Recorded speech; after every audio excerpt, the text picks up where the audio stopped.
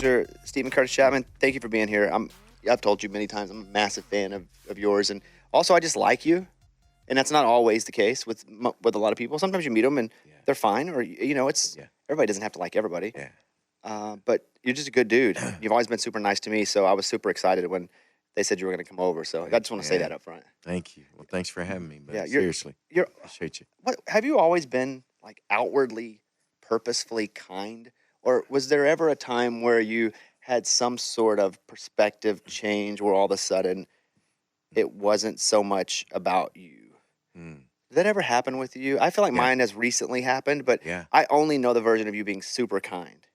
Have you always been like that? I would, first of all, thank you. I mean, it's humbling and kind of a hard question to answer because immediately it's like a super compliment. Thing I know. Kicks in. It's like, yes. Well, I think, let me tell you about, let me tell you how proud I am of my humility. But it's funny when you ask that. I read a book recently called Love, Kindness, and it's a book about kindness. And it was probably one of the best books I've read in a long time. And I was so into it. I told the author how much I love this book, and they asked me, we're going to re-release it as paperback. Would you write a foreword? And so in the foreword, I was just reflecting. You got to write a foreword of a book you loved? Yeah. How cool was that? That's like if the Hunger Games called me. That would be crazy. Hey, it's probably gonna happen. Like, that's wild. Okay, anyway, go ahead. So now, Bobby, write the foreword. So I wrote but in the process, I was thinking about just kindness and what, the power of it. It's funny you said that because my shirt. Your shirt does say kindness. And just, how important and yet how kind of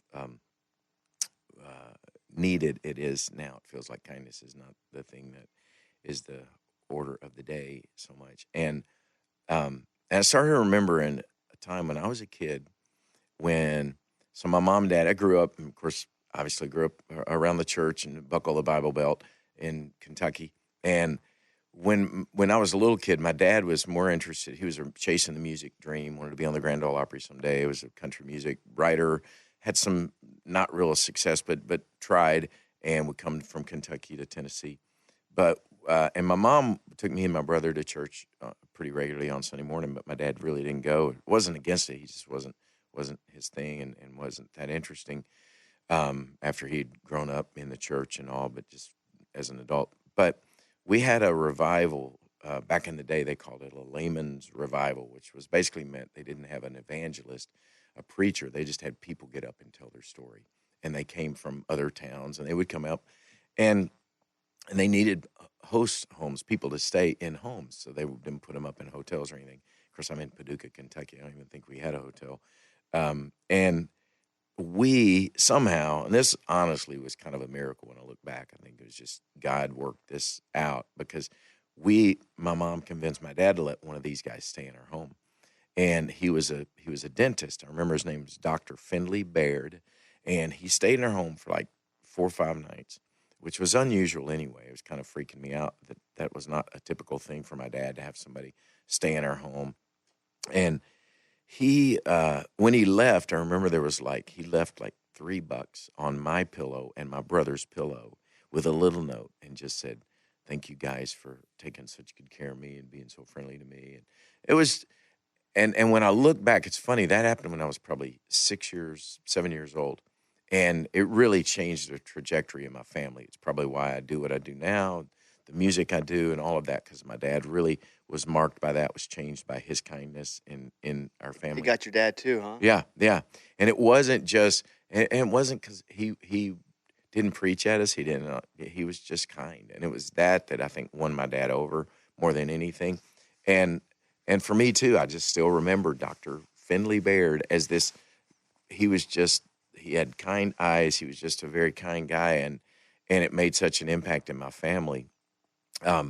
And maybe, I was so young then, kind of marked by that. I don't know how much of a difference that made in the way I would react to people and respond to people.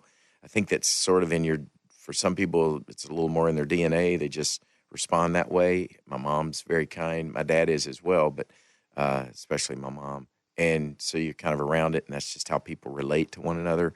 Um, but yeah, anyway. I would assume that if it affected whomever your caregiver is, your dad in that situation, Yeah. Yeah. so it affects you, but then it also affects you because it affects your dad. Right. Whatever Yeah, it is, it doesn't have to exactly. even be this. Like if you Yeah. were to see a parent be genuinely moved or affected by something, Yeah. you know what that would probably do to you that you don't even really understand at the time. Yeah. That would be a big deal for me. Is Yeah. my getting married, and I don't think I ever was not nice. I was kind of like an animal.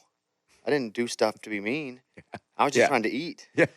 I was just Yeah. I was Right. just running through the woods, Yeah. Yeah. surviving. If something needed help, I'd help it. If Yeah. you Yeah. know, but Yeah. my wife, I remember when we were briefly talking about the pandemic before we recorded here, and she was coming here. We had been dating for a few months before the pandemic hit, and it was one of those things because the pandemic was only going to last like a week, and so she was just Yeah. going to come stay for a week. Yeah, I remember those days. Yeah. Oh, this will be gone in a week or Yep. two. And she is from Oklahoma, but she had just moved out to California, and so California was going bonkers Yeah. earlier Oh, than everybody else. So I was Yeah. like, "Come here," and I remember I was taking her around Nashville a little bit, and she came back to the house and she says, "I need to go to the store." And I said, "All right, cool." So we go, and everything's not completely shut down yet, but she buys like all this soap and these bags, and I remember her filling up all these bags of like bars of soap and an orange and like $2 or $3, Mm. and she just wanted to drive around and make sure that a lot of the homeless people here had these little bags because she just was like, we don't know what's about to happen, and it was out of nowhere. Wow. It was out of nowhere. Yeah. And that just having her and that constant, that consistent.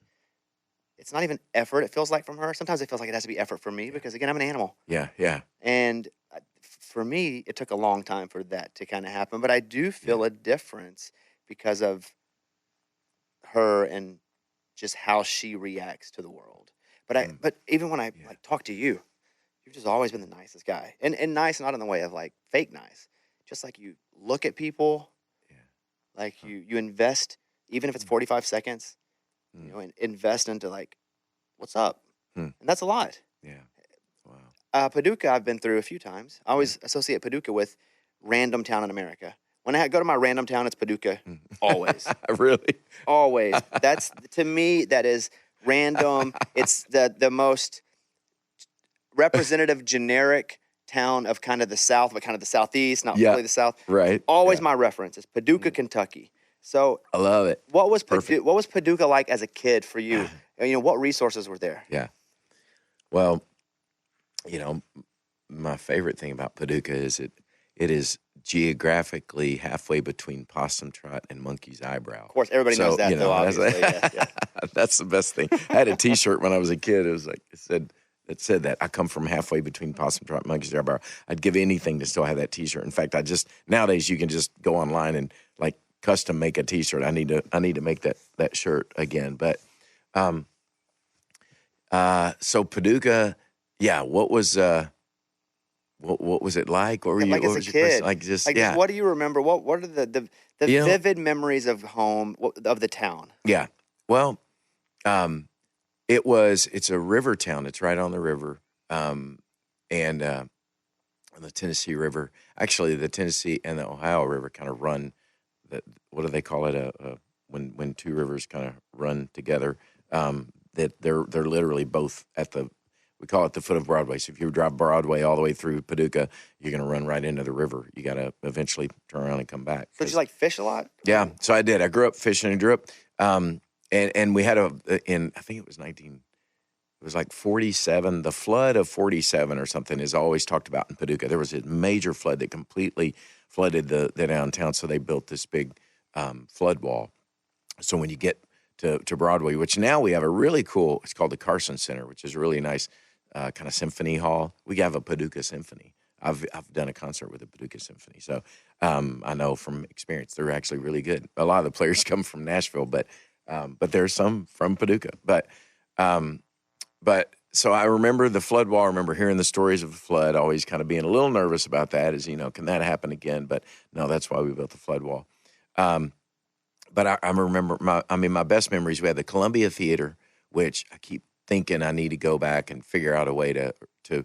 We've even talked about trying to revive it and bring it back around because it's, defunct now, but it's still there. It's one of the old school, beautiful inside, real ornate kind of old school theaters. Did you go to shows there?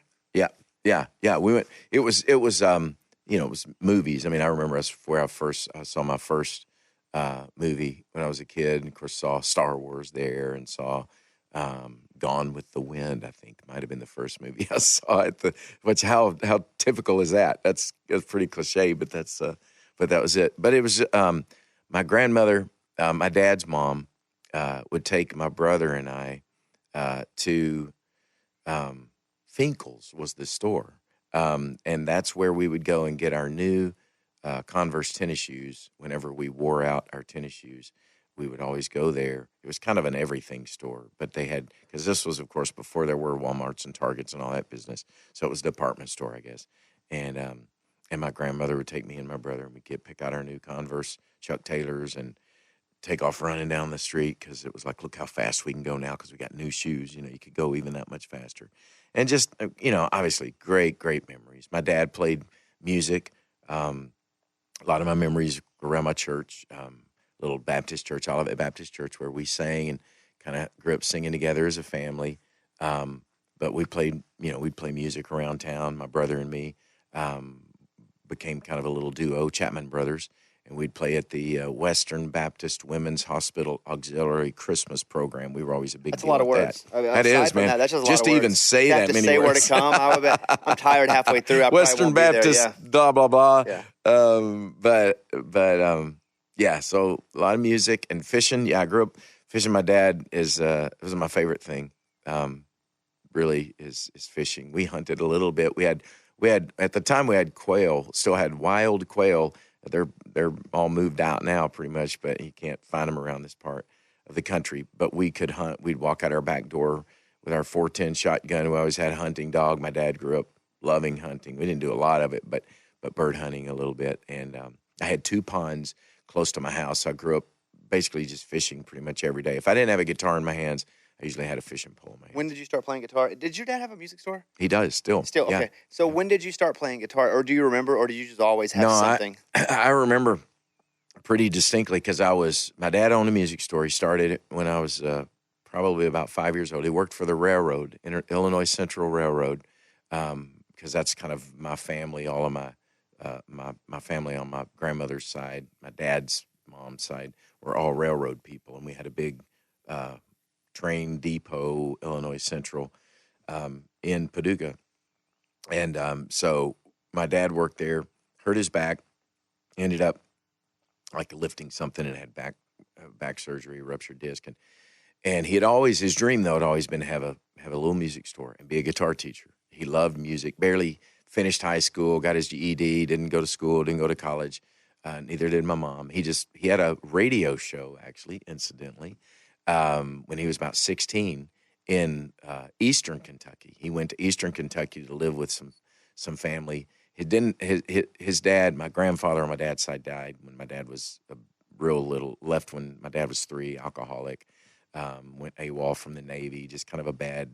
Just had a lot of struggles, and never made it home. My dad met him twice in the playground of his elementary school. Some homeless guy kind of wandered up to the door, and the teacher said, "Hey, Herb, there's a man that wants to see you." And of course, all the kids are laughing, like, "Who's that? Who's that bum at the door?" And, Right. And my dad walks the door, and he says, "Hey, Herb, I'm your dad. I'm Virgil." And of course, I'm trying to get my act together. I really want to be a good dad, but I'm kind of a mess right now. And all this stuff, just things that really, my dad had obviously struggled a lot with that. And so, and my grandmother never remarried. So my dad grew up kind of without a dad in his life. So when he got into high school, he went to Eastern Kentucky playing music, and wanted to, and had a little radio show. And back in the day, you kind of played records, but you also played a lot live. It was back in those days when he took his guitar in and he'd play whatever the current Hank Williams songs were and all that. And then they'd play spin a record or two, That's crazy. So it's so cool. I wish I would give anything to have some recordings of that, my dad. But he came back to Paduka, married my mom. My mom was 16 when they got married. and he started working at the railroad, hurt his back, but he always wanted to be own a music store.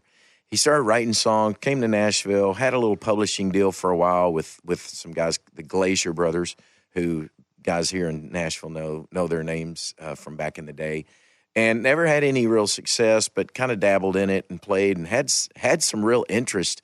He's a very, very talented guy, and some of Colonel Tom Parker's people, of course, we all know Colonel Tom from, Elvis days.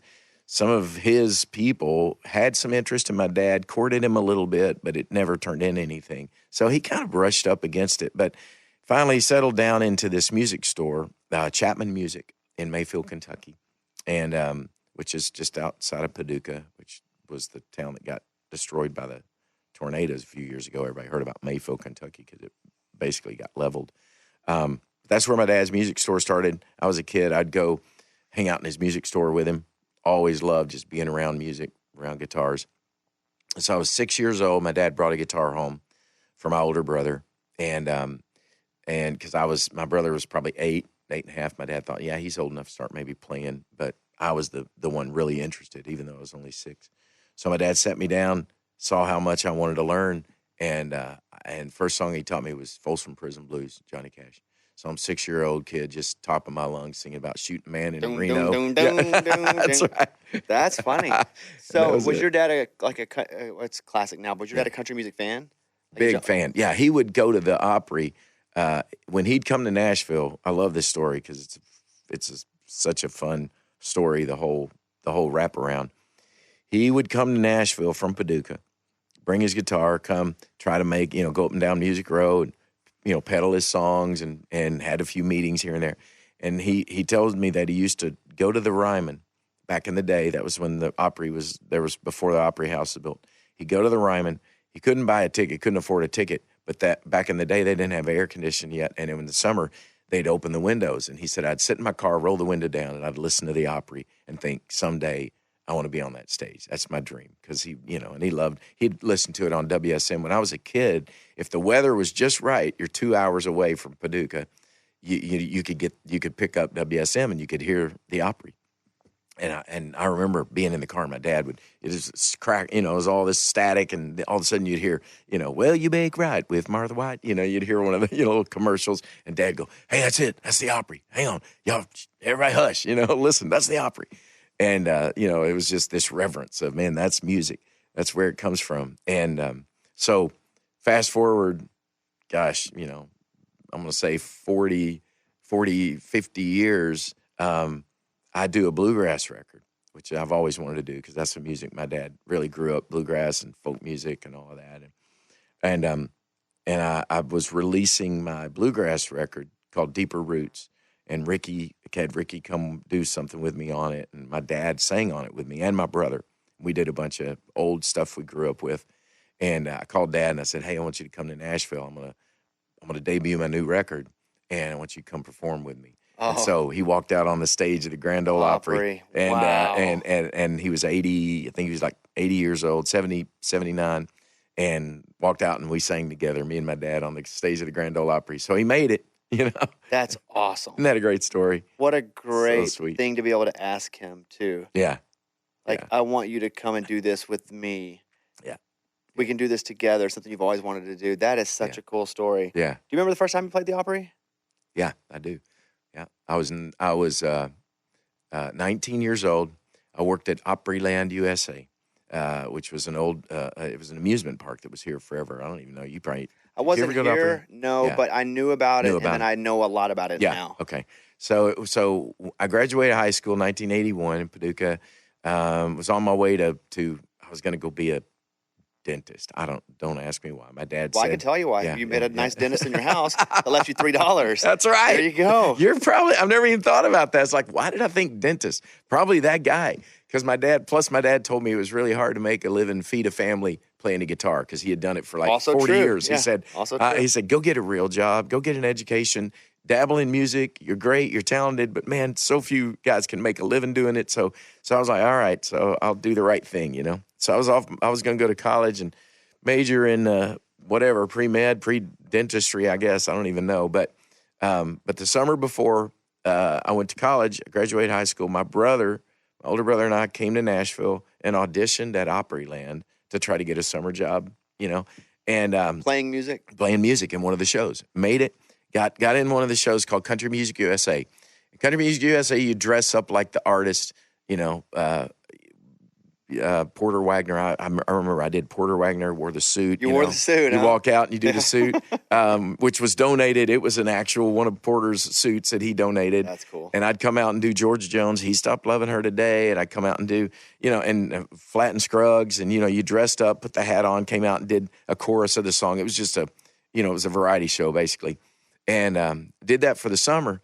And I got a phone call one day that they said, "Hey, would you come do the Grand Ole Opry? You want to sing on the Opry?" I was like the Opry, like just on the stage? I'm like, yeah, it's a strict question. And they said, well, we bring kids from the park every now and then, and we call it the future stars of country music or whatever. And we just bring, some of the kids from the park. And it's kind of a promo to send people to go out in the park and buy tickets. And so they said, come, we want you to, you've been invited to come play the Opry.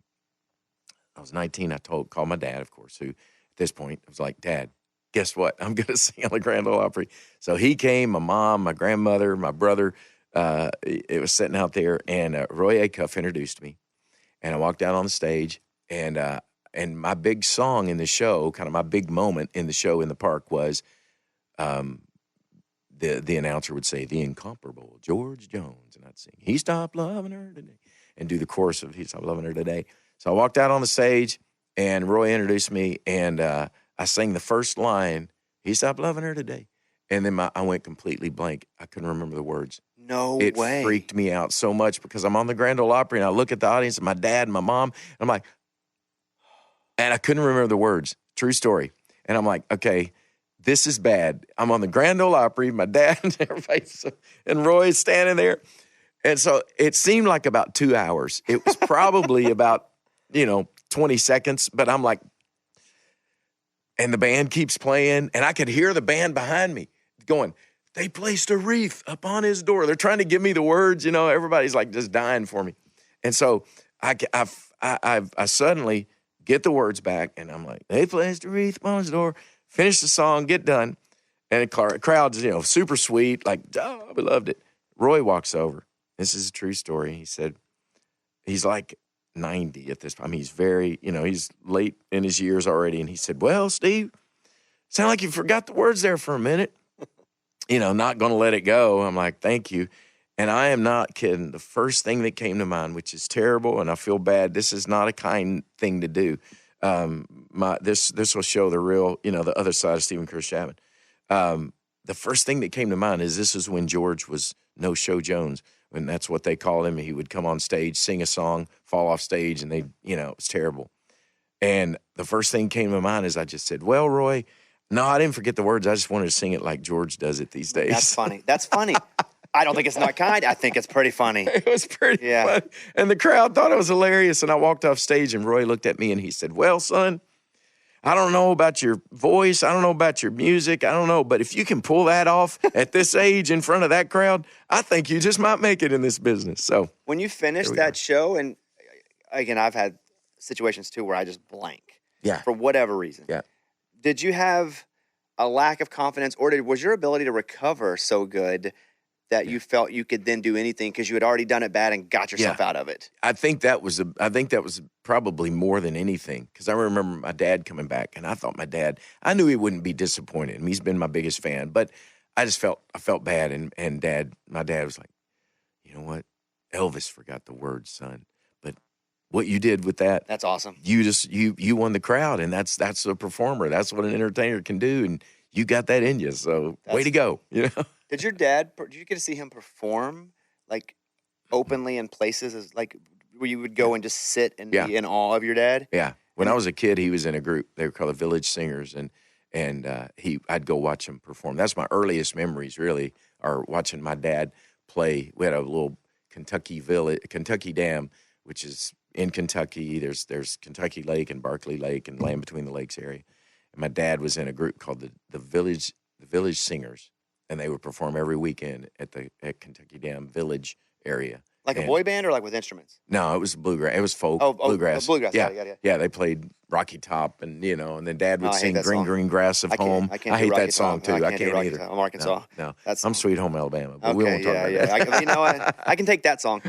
That's really one of the cooler entrances. I would go down to Tuscaloosa and watch us get our brains beat out. Yeah, Are you an Alabama fan? I am. My daughter's a cheerleader at Got it. Alabama. Well, Co-ed cheerleader. I've spent many miserable but also really cool weekends down there. Yeah. Because they have all the statues of all the coaches that won national championships, Oh, and Saban, there's 6 or how Yeah. Stalin. All the coaches are there. Yeah. Bear Bryant. Yeah. And then they play Sweet Home Alabama, the entrance. Yeah. I hate to say it, but it's pretty cool. It is. It's pretty cool. I know. It's pretty I know. cool. Yeah. So why did your daughter choose Alabama? Yeah, it's kind of a crazy story. So I have 2. So I have 6 kids, 3 biological, and then we adopted 3 girls from China. And so my oldest adopted daughter, Shohana, she's kind of a brainiac, smarty pants, and she was going to go to Duke or Vanderbilt or one of this. She was looking at Ivy Leagues. I mean, Arkansas. She's like Arkansas. Yeah, Yeah, that was right there. Yeah, Totally. obviously. Yeah. And she, a friend of ours said, who had a daughter similar, very high. I mean, my daughter, okay, Dad, brag for a minute, got like a 35 on the ACT. A 36 is perfect. That's She got awesome. one away. So it's like, okay, she's probably going to go do go somewhere.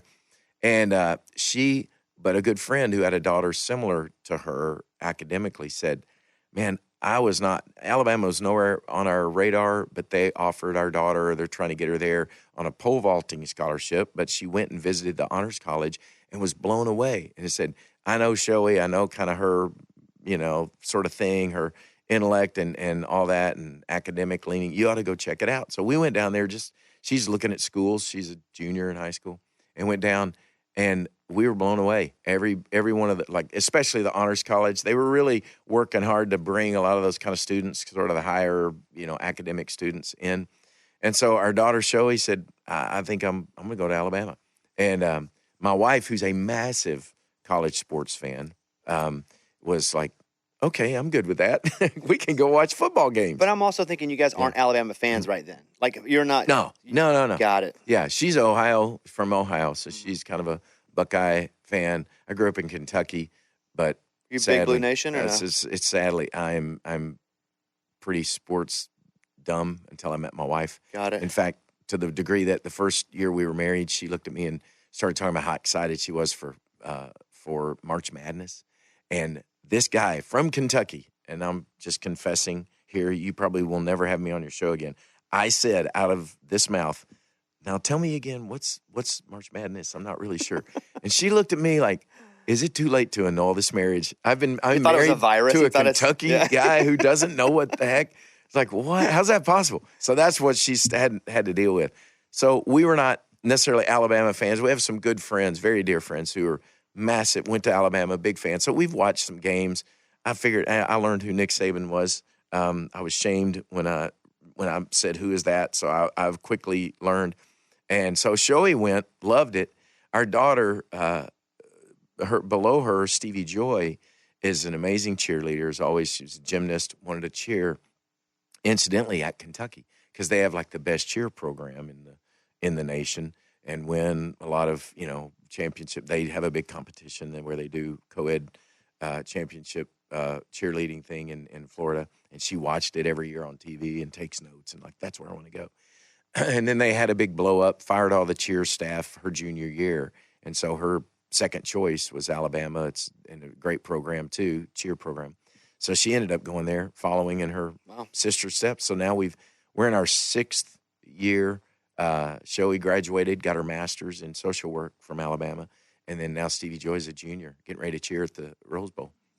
That's pretty cool. Days. So we're pretty excited. That's really cool. Yeah. You have 50 number ones. If I said you have to name all 50 of them or the earth explodes, could you name all 50 of them? Oh, man, if the earth exploded. I'll do it to the ball players, too. I'm like, you have to make 9 out of 10 three-pointers unguarded or the earth explodes. Could you do it? Could you name off? I'm not going to ask you to. I don't think so. I don't know. I might. I've looked at the list now enough because I'm doing something on social media where I'm doing a chorus of all number one songs kind of over the time. So I've looked over the list, but I would get close. I think I'd get close. I could go through the albums in my head, and I think I could get 45, if not all 50.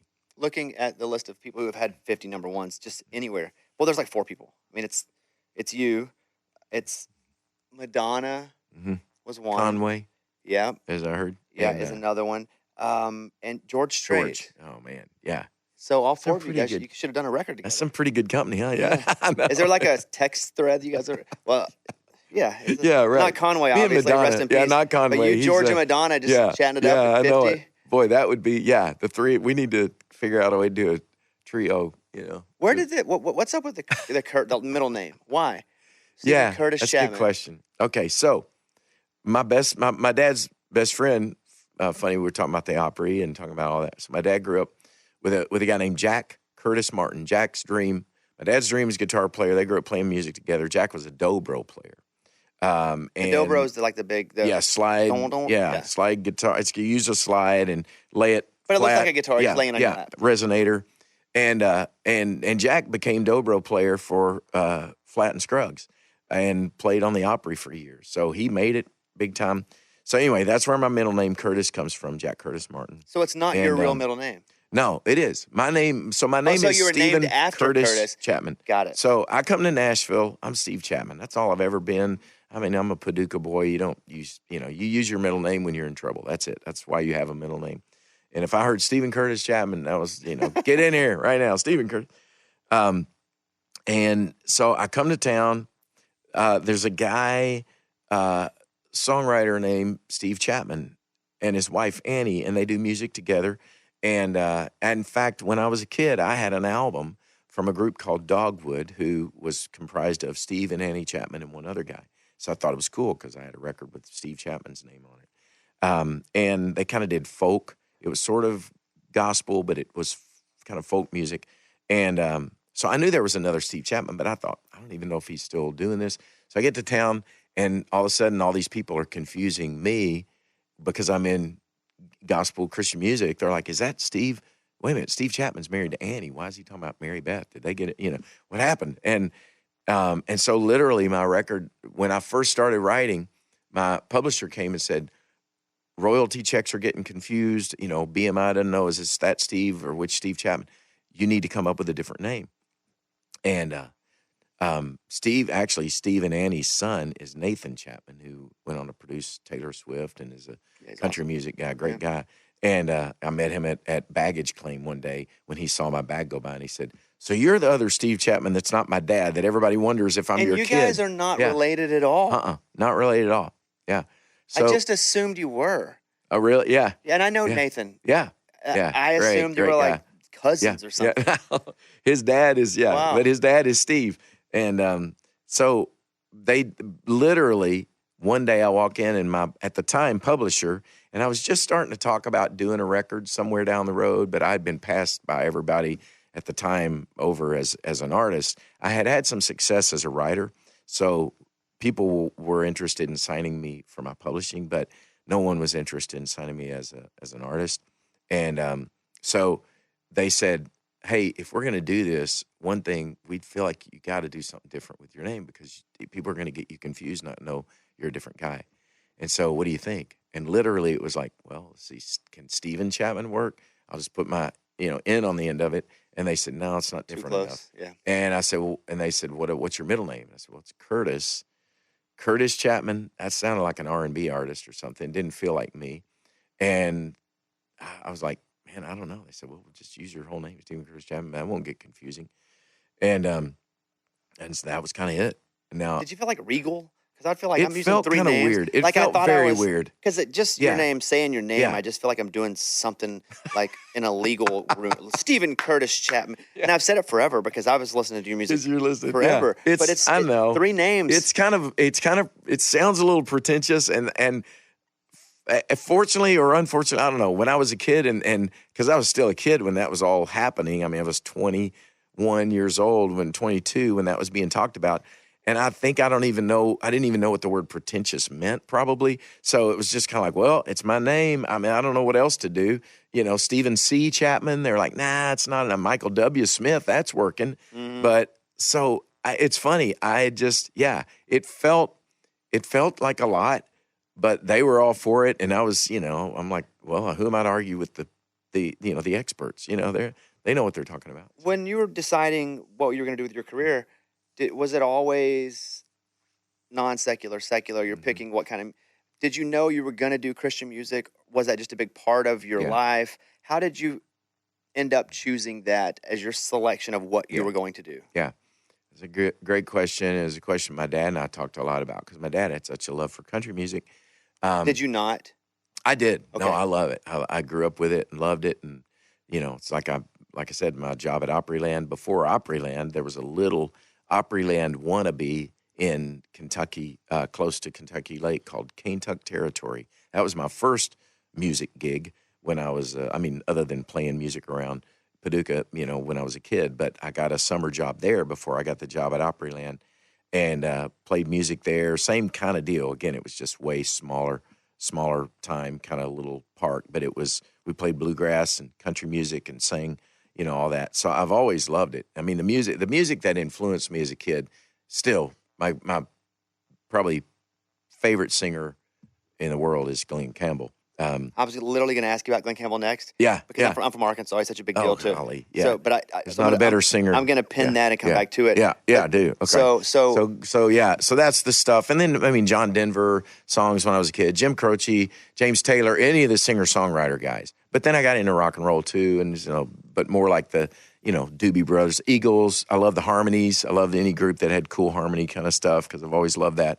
But still, at the core, it was bluegrass, folk music, country music, but Christian music. Growing up singing with my family, and I think what it was when I think about it is, my dad loves music. We'd sit because he was a guitar teacher. I remember him sitting and teaching me Drift Away, the old Dobie grade. Yeah. Give me the beat, boys, to free my soul. It had a cool guitar part. And my dad brought it home, teaching it to his students, like, hey, let me show you this cool guitar thing. So my dad and I just had that relationship, like playing music, and he'd play whatever he loved. Glen Campbell, everything he loved is what I loved and fell in love with. But I remember when we as a family started singing together, and my dad wanted to do country music, but when his life really got changed by faith and a relationship with Jesus is really what happened for him. It became more than a religion. It was his real relationship, and it changed his life because he had all this, shame and, confusion about it with his dad and stuff. And for the first time in his life, it was like this truth of these songs that he was singing meant something. He loved Johnny Cash and Folsom Prison Blues, but he's like, I'm not singing from prison.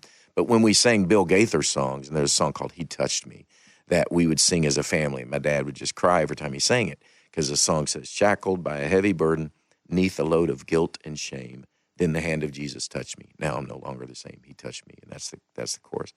And my dad would sing that, and he'd cry and say, this is like true. This really is true. This is my life. It changed me. It gave me something I didn't have. And I think something in me as a kid even saw that and connected with that. Like these words mean something more than, just singing a song. She broke my heart, and, I'm going to go, go drinking or whatever. Yeah. And forget about it. This is something that goes deeper than that. I love those songs, love the story songs. And Glen Campbell singing Wichita Lineman. It doesn't get any better, but songs that really had meant something personal. So when I started writing songs in high school, I remember writing my first song. I'd seen another kid at our church write a song. And I thought, well, I never thought about that I could do that. So I sat down, had this idea, and I wrote a song, and it was a gospel song. It was written around a lesson probably I'd heard in, youth group or somewhere, Sunday school or something, around what's called the parable of the talents, about a master calls in his servants, and he's going to go away, and he gives 3 servants different amounts of, he kind of entrusts something to them. One, he gives a little bit. The next one, he gives kind of a medium amount. And then one, he gives a lot to and says, I'm going to go, come back, do something with this. And you probably know the story. He comes back. One of the servants kind of buried, the little bit he gave him and said, I don't want to screw this up, and kind of didn't do anything with it. And then the next one, had gone and doubled it. And then the other one had gone and whatever, quadrupled what he had been given. And so it was called The Parable of the Talents. And at the end of it, the thing is kind of the master says to the one who used well what was given to him, he said, well done, good and faithful servant. And so my first song was a song called Well Done. And as a kid, I was like, if God's given me talent, then I want to use it in a way that he would say, hey, you used this well done. I didn't really know that much about what I was doing. I just thought, this is what I want to write about. It's what was stirring in my heart. It's what compelled me to write a song. And so I did that, and that's mainly the kind of music I wrote. I mean, I'd write a love song or a whatever, I was always just creating. But primarily what came out of me was music about my faith, but in a real conversational way. The guys that influenced me in that is a guy named Dallas Holm, who was a singer-songwriter kind of in the Christian music world early on. And he was a guy that when I listened to his music, I didn't feel like somebody was preaching at me or telling me how I ought to live or how I ought to be. They were just saying, it felt like they were just kind of opening their heart and saying, this is what my life is about and what matters most. And I think that's just what inspired me. And I remember my dad and I having that very conversation. My dad came and saw me at the Grand Ole Opry another time after that. And I remember him saying, son, you played on the Grand Ole Opry twice. You're getting these opportunities. You're working at Opryland. Look at Ricky Skaggs. I remember him specifically saying, Ricky's a strong Christian guy and talks about his faith, but he sings, country music, and that gives him a big platform. Maybe that's what you ought to do, because you've got these opportunities. And I remember even then saying, Dad, I'm open to it. I love country music. I love that. But as far as the music that just most naturally comes out of me, that I write and create, it has some reference to my faith, even if it's not in an upfront way, even if it's, songs like Cinderella that I've written, or I Will Be Here for My Wife. Some of my most well-known songs now aren't even necessarily what you'd call gospel songs or Christian songs. Meaning if it just came on and somebody didn't know you, they wouldn't be able to define it in that genre. Yeah, yeah, right. I would agree. So it was most naturally you. Yeah. But did Christian artists, for lack of a better term, come to Nashville to try to make it? I mean, was this the place that group, that genre came as well? I would say in the early days, it was not necessarily Nashville. In fact, my first record deal and label was based in California, Chatsworth, California, West Coast, Sparrow Records. And they were known as kind of the cool label. I mean, they had very more almost alternative and some of these, artists that they were working with. So the fact that they were even interested in me was kind of a shocker, because I represented sort of this hillbilly, kid from Paduka. But it was a time when, on the heels of Urban Cowboy, a lot of the Californians were starting to buy cowboy boots, and it was kind of a cool thing, sort of some of country music and all of that sort of had a little bit of it wasn't nearly as hick and it wasn't country and Western now. It was kind of becoming a little bit more of a cool thing. And so, I don't know, maybe all of that played into them at least turning their head to give me a look. They did pass initially and said, no, we're not interested. And then some things happened and they kind of came back around and wanted to meet with me. But that was my first label. They eventually moved to Nashville. Word Records was based in Waco, Texas. They eventually moved to Nashville. Benson, which was my first publishing deal, was with Benson, and they were based here. But yeah, I think it was not necessarily where artists came.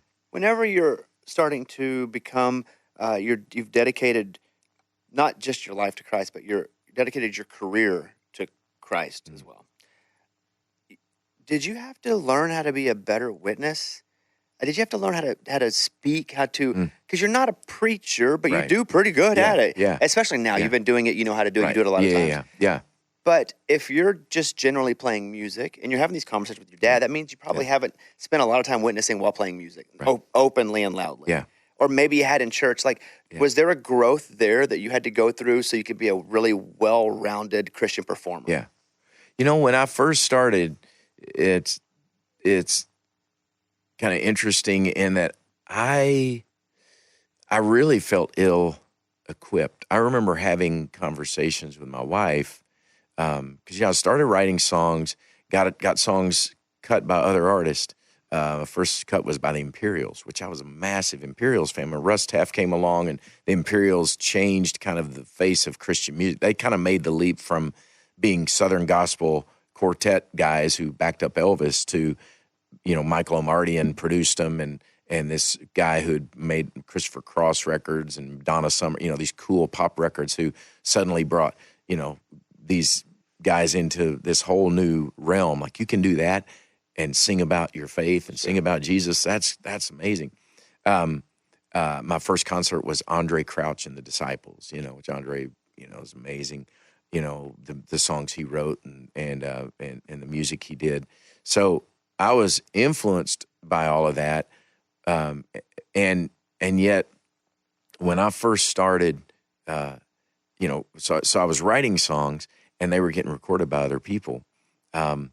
I could go back and play you. In fact, I found an old cassette tape of me doing some early concerts, and it's embarrassing how just hillbilly I am. Like, you could never imagine that's the same guy.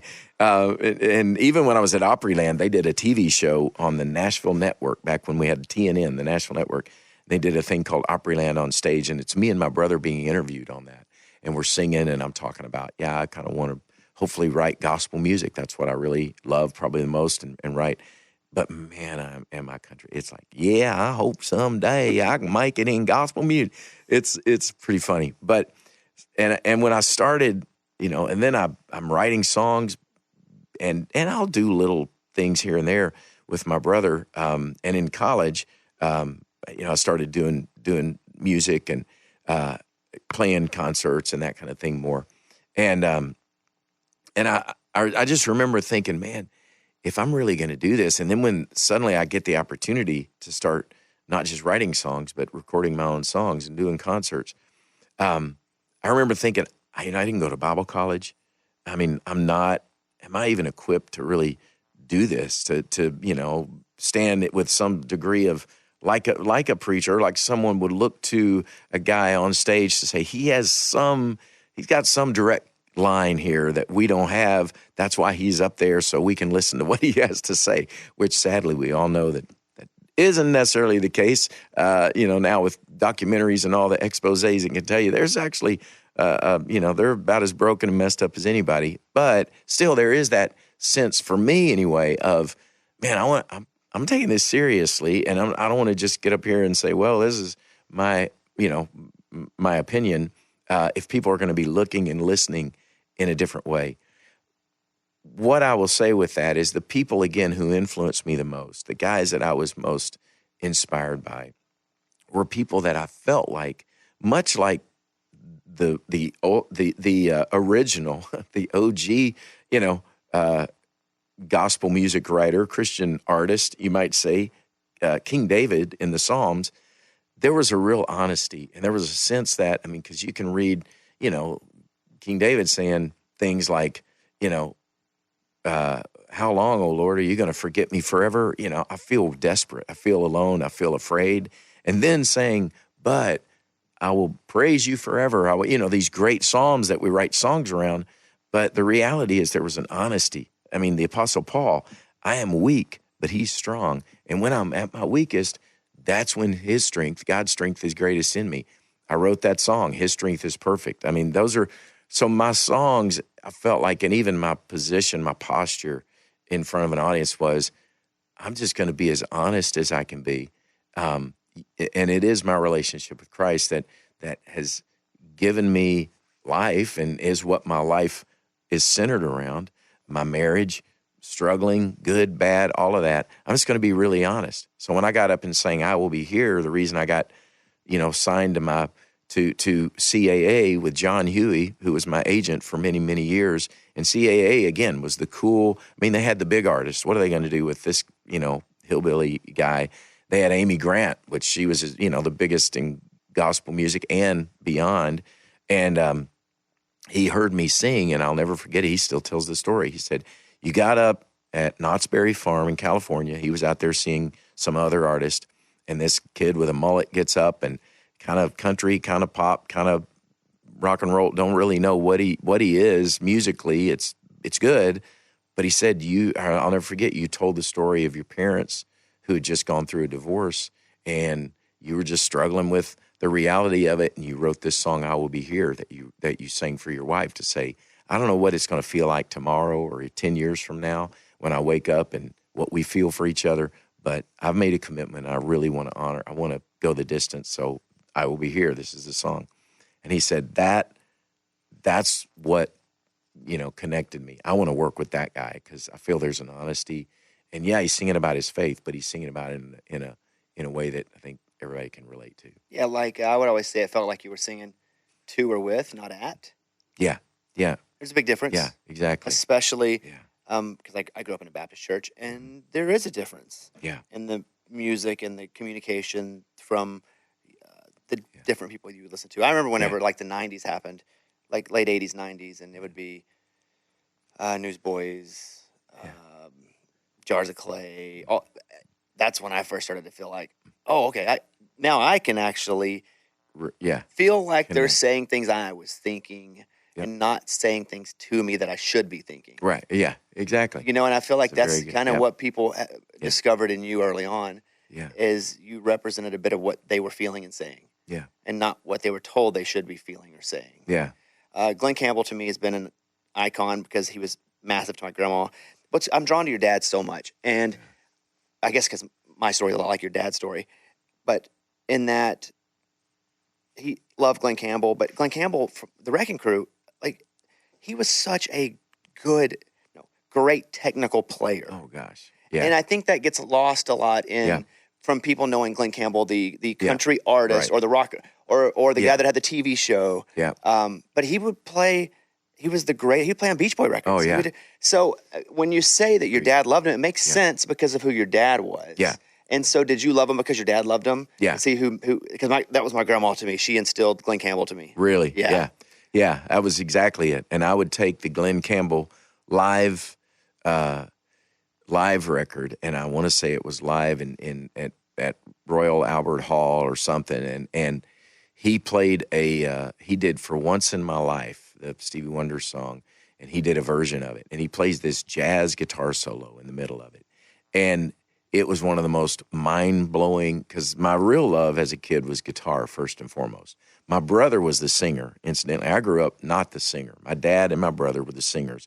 I had this kind of squeaky little voice, and they had the big voices. And so I was going to be the best guitar player I could be and come to Nashville and be a session guitarist. That was my dream as a little boy, really, because my dad would tell me about how great the Nashville musicians were. They're best in the world. Go to Nashville. Those guys can play anything. And so I thought, well, that's what I want to do because I'm not a singer. I probably couldn't ever be a singer. But my brother will be, so I'll be his guitar player. And but I would listen to Glen Campbell play this solo on anything. But For Once in My Life, I remember that solo he did on that live record.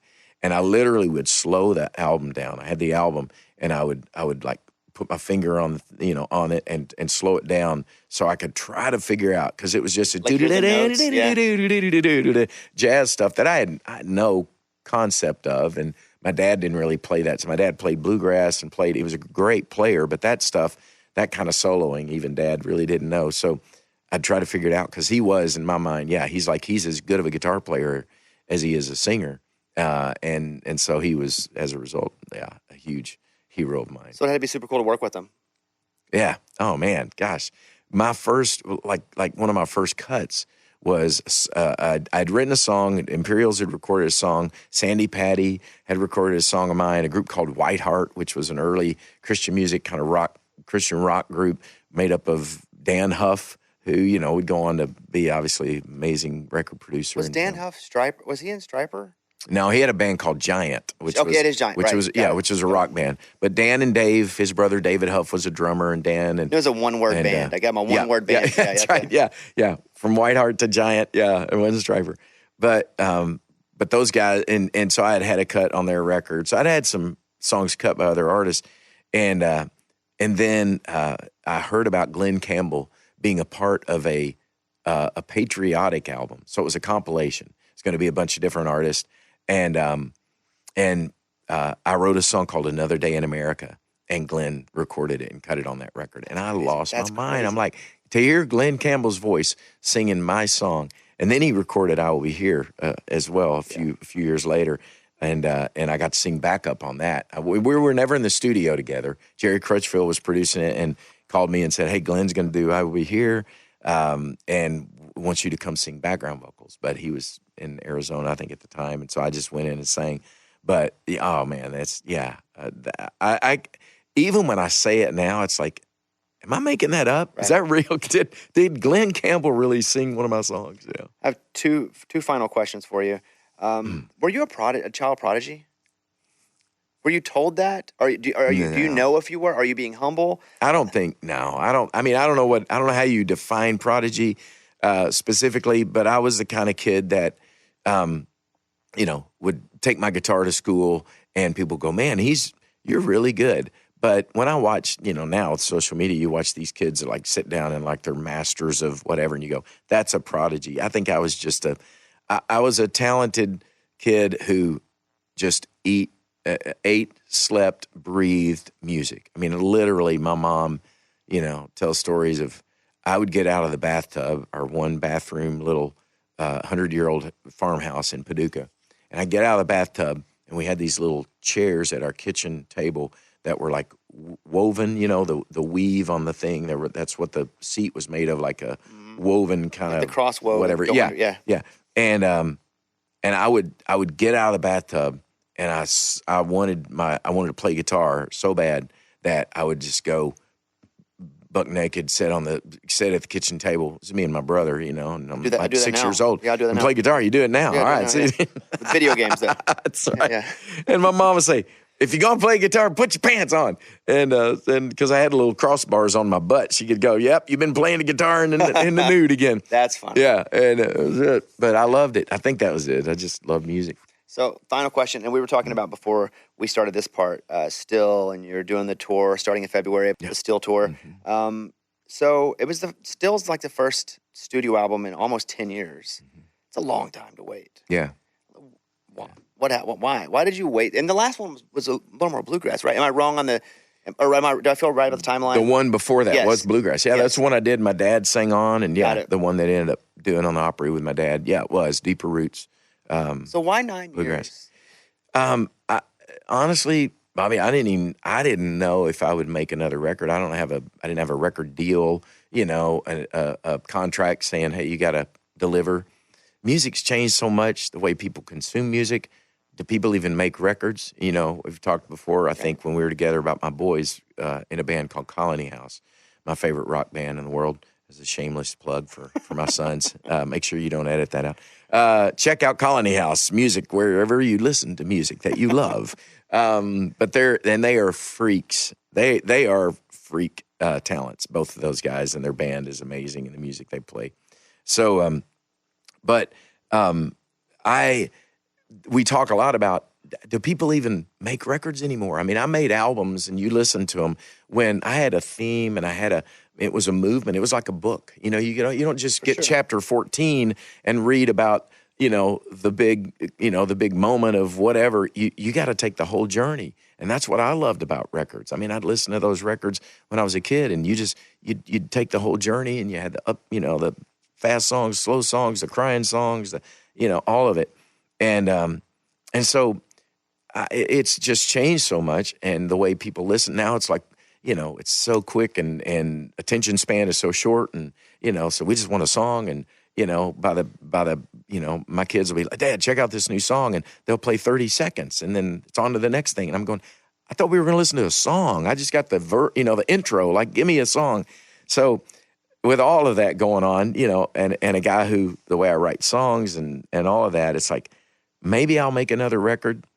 I don't know if I will. I think I'll keep making songs. I mean, when the pandemic hit, I turn the TV on, I see everybody's talking about, we can do this together. And so I write a song called Together, and I call Brad Paisley, and who I just had met, and I'm like, would you do something with me and get Lauren Elena and get Tasha Cobbs, and we do this song together and put it on, streaming, and it's like, hey, you can do that now. Yeah. Couldn't have done that, 20 years ago. You have to go press it and wait a year and all that. So take advantage of that. But do I do an album? So all of that is kind of, part of the reason why I just wasn't sure. I can't ever imagine today when I, put my guitar in the case and go, well, I'm not going to do, I'm retired. I'm done. I love music more now probably than I ever have. But I think it was one of those things where between the pandemic and all that changed and all that took away music for a season. And we didn't really know if it was coming back. Would I ever get to get in front of an audience? I mean, we thought, surely we will. But, man, the more time that went on, it's like, I don't know. I think I fell in love with music again in a way and singing songs for people and watching their reaction and what happens in a live concert. It awakened something in me. I lost a very dear friend, keyboard player for many years of mine, who died at 60, my age. That hit me hard. We lost a brother-in-law, my wife's sister's husband, glioblastoma, cancerous brain tumors. It wasn't COVID related, but lost him 5 or 6 months. I'd never walked with somebody who looked in my eyes and said, man, I don't want to die, but I think I'm probably going to die. I know God could heal me, but I don't think he's going to. And every song I was writing, I'm like, can I sing this song to him right now? I mean, it's one thing to sing about, and, your faith and God is good, and all the things, but this has got to be real. This got to stand up, in this. And obviously, our story, we lost our daughter 15 years ago, and horrible, journey that we've walked of grief and loss. And we carry that with us. And what that looks like for me now at 15 years later, and the fact that I'm still married, by the grace of God, my kids are all still alive and doing well, which is only the grace of God. All those things are things that I could only write songs about now. I wrote songs about it 5 years, in or whatever. But now, 15 years later, walking through some of the things I felt like there's some things that I needed to say and I wanted to say that I could only say now. And I kind of had to push all the voices that said, well, but people may not care. You're not Stephen Curtis Chapman of the Great Adventure days or the, dive days or whatever. And is it going to matter? And it's like, well, it matters to whoever might listen, and it matters to me to say these things. So I feel like I need to do it. And that's kind of was the reason it took that long, I guess. It's a pretty good reason. Yeah. Pretty good reason. Felt. Yeah. Right. We mentioned the tour before, but 16 cities, the Still Tour, February. Tickets are on sale now. I'm a big fan. I tell you that every time I see you. And you're like, you don't tell me that every time. I'm like, no, every time I'm going to lead with that. I'm a big fan. I've been a big fan forever. Thanks for coming over. I was just listing a lot of your accolades. I'm not going to do that in front of you here before you came into, and it's just, man, it's a lot. It's like, it's an honor. Yeah. And not even just because of what you've accomplished, but because, what you've helped other people accomplish. Because I think that's a big part of who you are as well. Yeah. So thank you. That's all. Just thanks. Yeah. And, I'll never say go Roll Tide or anything, but, I hope your daughter has a great day cheering. Good, thank you. Yes, and Thank healthy. You. And it's very kind of you. See, we're talking about a kind guy. Oh, yeah, I get no kinder. All right, good to see you, Stephen. Thank you, Bobby.